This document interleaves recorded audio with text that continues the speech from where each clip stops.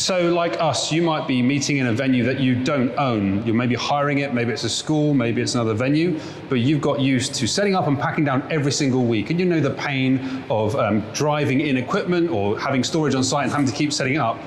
We've been doing that for over 17 years in our context here. And so year on year, we try and improve on our equipment so that it's easier for our volunteers, our quality increases. And so in this video today, I want to take you through our 2024 version of our equipment setup. This rolling box is part of it, but as we see the rest of the room and as we set up, I'm going to take you through each part of our equipment and why it works so well for us week in, week out for our venue, which holds about 500 people. So yeah, here on stage now, this is a venue that we rent every single week. We actually meet on a Thursday evening because the venue's so busy for the rest of the weekend. About 500 seater. It has its own built-in speaker system and its own mixing desk, but we'd much rather prefer to use our own consistent mixer. So all our trainees and our team and our service team volunteers and musicians can be familiar with it. But also we have an app that controls people's in-ear monitor mix themselves. So all we do actually, if you look on the floor here, the venue has an inbuilt stage boxes. And so we just plug a left-right out from our mixer into their stage system, and we just run it at Unity out of the desk there. So very quickly, what we have for our equipment, we keep it in a storeroom, and I'll show you on screen now the storeroom that we have. It's 2 floors up in the building actually. And so everything we have comes in boxes with wheels or on trolleys. And so, for example, these boxes here are boxes that we use for generally moving things around on top of wheeled trolleys.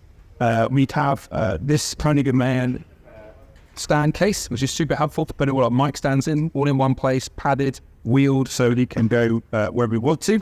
And then I'll show you some of the brains of the system. So in terms of mixers and equipment, we're running with 2 of these Gator plastic cases, wheeled cases with airport suitcase style handles. So again, these can be wheeled in and out. We've got 2 of them. We've got one stage left, and we've got another one stage right. And the reason for that is that we can now split our inputs for our band, keeping the center of the stage a little bit cleaner. The cable runs to our speaker inputs a little bit shorter, and so things are a little bit need to have 2 spaces to plug into. So coming back over to our mixer, our sort of our box A, our flight case A, we are running with about 9 people in the band. It's quite a large band for the size of the space we have. We're blessed with many great musicians and volunteers, and so we want to make the most of that. We run with 4 vocalists, frontline 4 vocalists, all running wireless microphones, wireless ear packs. We recently upgraded for that, so they could be free of movement. And it also means it sounds slightly quicker. Backline of a keys player, electric guitar player, acoustic guitar player, bass player, drums. We also have a percussion player on the front. So we've got with about, I think it's a 9-set fan. Great, but it means our I/O has got a certain requirement. We also run click and tracks. That's another 2 inputs we run, and we have an AV input from our laptop, which runs all our pre-service music, our in-service videos, those kind of things. So very quickly, I don't know if you can see this coming around to the brains. In here, you'll see our mixer is a rack-mounted mixer, the X32 Behringer, very popular. We used to have the desk version of this, but when we tried to go more mobile, we got rid of the big biscuit desk. And now we've gone with an iPad control running into this. And it means we get 16 channels of in and 8 channels of out in I/O. But to help protect this and to make it clearer for guys plugging them out every week as volunteers, what we've got is a custom touch panel on the front. So it's this one here, where we've got a nice label strip that we've got for this. And so it's very clear every week. Volunteers come in here, they can see exactly what is an input and output for what instrument that goes in here. So that's been super helpful for us. If this gets damaged, we swap it out. It's cheap and easy, but it is robust as well.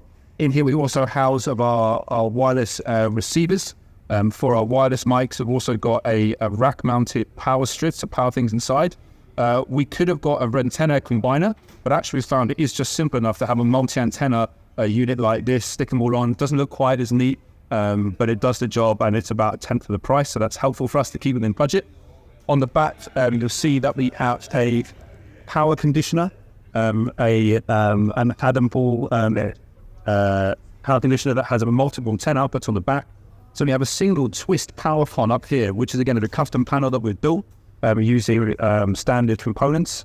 And this power con twist connector is super helpful because it doesn't come out. And every time you suddenly pat down, you'll often have problems with cables not being plugged in properly or power cables sitting out. This really helps just lock it in and secure it. There's a one power on button here, and it turns on everything in the rack. And so it means you can start to do some fun stuff with the system itself. We use the X32 to record our services. So we've got a USB input for our primary recording, for our YouTube upload. And then we have a backup using the headphone out into a small, cheap digital recorder. And that just means that if there's any problem with the USB, we've still got something to track and sync with our video later on as well. So it's good to have backup for things like that. Because you don't want people having to preach twice from one time to an empty room.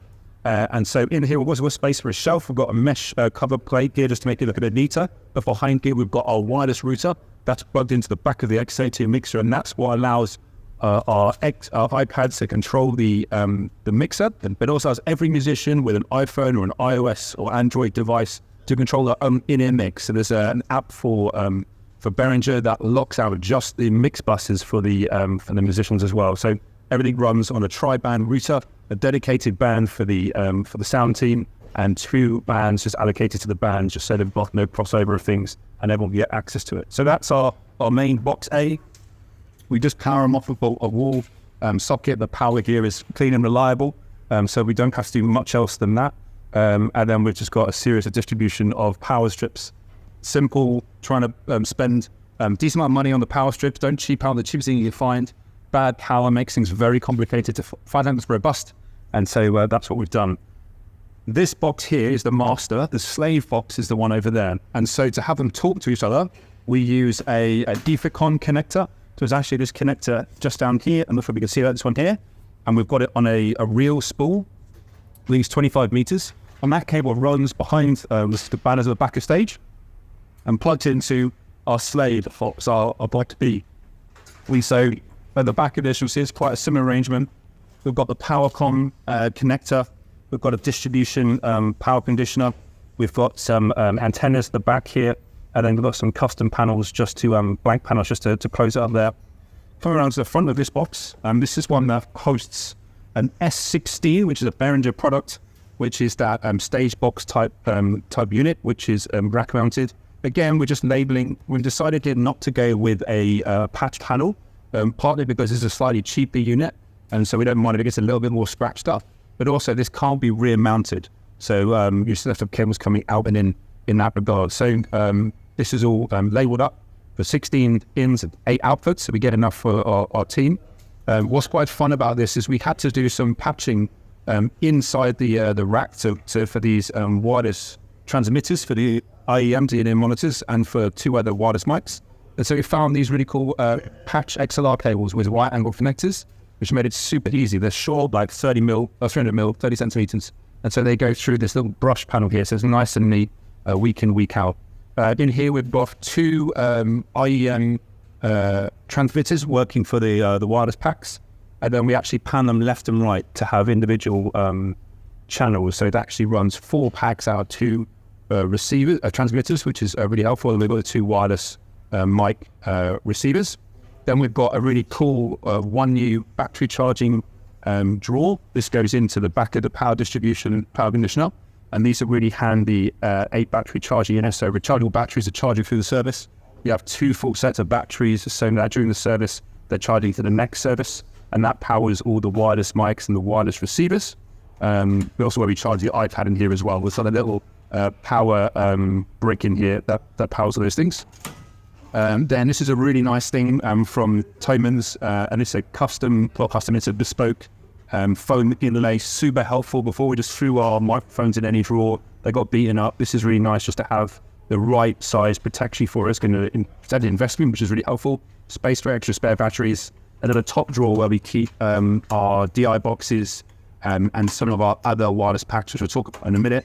A few old Shure SM58 cases that are holding little things and protecting them, which is nice. We've got a lapel mic, we've got a Countryman mic in there as well. A few little bits and bobs, market ends and spare batteries as well, and some extra headphones. So a nice little kind of jump drawer in there for everybody. So that's our slave box, which is super helpful, wheels along. And then just coming through the back line here, all of our music our mic stands are all K&M Koenig & Meyer. We've tried many different mic stands. They break, they're unreliable. Koenig & Meyer, well worth the investment. I actually prefer the telescopic arms because then they can different lengths, but I think a lot of ours are actually fixed arm, but they're really helpful. Keyboard players bring their own keyboard, so this is the manuals that is playing with today. Everything is into DI, So transferring between a TRS or TS cable into an XLR cable. So if you just quickly show down here, we are fortunate to have some really good quality radial DI boxes. These are actually active boxes. And so with the stereo, so you can get a left and right channel in. They can be used independently, so you can have 2 instruments coming in and 2 XLRs coming out. But we're running stereo keys, and we've got a click and track left right coming out of a laptop's aux cable. Nice and simple, no need for an audio interface, and that's worked reliably and consistently for many years now.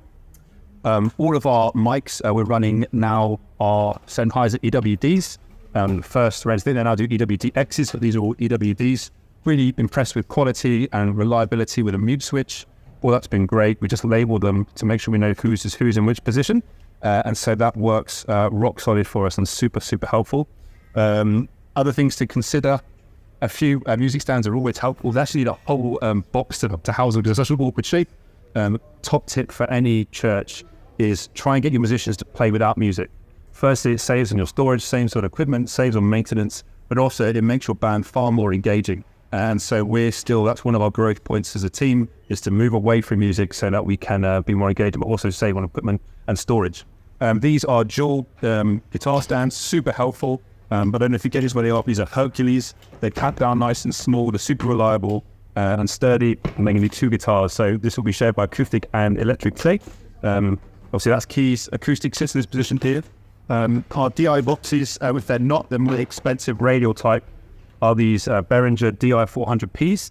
You can get we've got 1 or 2 600Ps, which are slightly larger form factor. These are really helpful because they're slightly idiot-proof.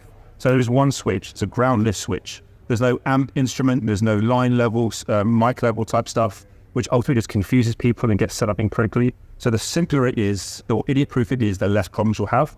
Plus they're really small, so they work out really well. You're sticking in a box or a drawer, and they're bulletproof. I've never had one of these fail. They don't need batteries, they're passive, and they're cheap, so they are like a really amazing thing. If you've got unreliable DI boxes, go for a Behringer DI400P and you'll be good. The other thing we have for the back line, we don't have wireless in-ear packs, we have wired in-ear packs. And so we use these Behringer P2s. Again, they're pretty sturdy. The only downside is the batteries keep falling out if you drop them. So Behringer, please fix that. But again, they're good value. They've got a control knob on the actual device to be able to control that. They run on AAA batteries, easy to swap out. And so nice and simple solution using XLR connectors onto the output from the stage boxes. And then bass position, same thing, a Behringer DI box in a path ready to go. Our drum kit, obviously if you're a drummer, you'll know the pain of storing, packing, moving, setting up and miking, shielding a drum kit is crazy. And so many people don't like electronic drum kits, but they come a long way. We're currently running with a Nessus Command mesh kit. My commitment to our drummers is I want to do as much as I can to help them be comfortable to play. And so mesh heads are a little way to giving the response that drum would normally feel from regular skin. Not perfect, but it's better than the old rubber pads. And even the kick's got a mesh head on it as well. The sounds aren't bad, they're not fantastic. We have at times used addictive drums using a laptop to emulate sounds triggered by the drum kit. That's also another possibility. We don't at the moment. It's an extra step to set up and just ensure we've got reliable sound as well. So that's probably our and consistency of the sound we set up as well. Little fun thing here, we've got a little iPhone stand here, so the drummer can stick their phone in here and they can control his IEM controls his in-ear mix from here, which is nice and helpful. Nice sturdy clamp type iPhone holder, and that's running into a stereo passive radial DI down here, which is super sturdy, simple. That works out really well. And then we've got the percussion player playing cajon through here. This is actually quite an interesting cajon. It's by Manuel, like did I say that right? But it's actually got an inbuilt piezo input on here, and with its own control volume and tone knob. We went through a season where we put a boundary mic inside to try and get a more fuller tone. But actually with a full drum kit, we're not trying to get the bass out of the con, we're just trying to get that snare rolling sound bit. And so the piezo mic is good enough to fit and blend the whole mix. We're not going to get studio quality sound, but this is a quick setup and simple, reliable sound. So that's what this provides for us. And then across our front line, we've got the same Sennheiser EWD 835 capsules on them, just stock standard.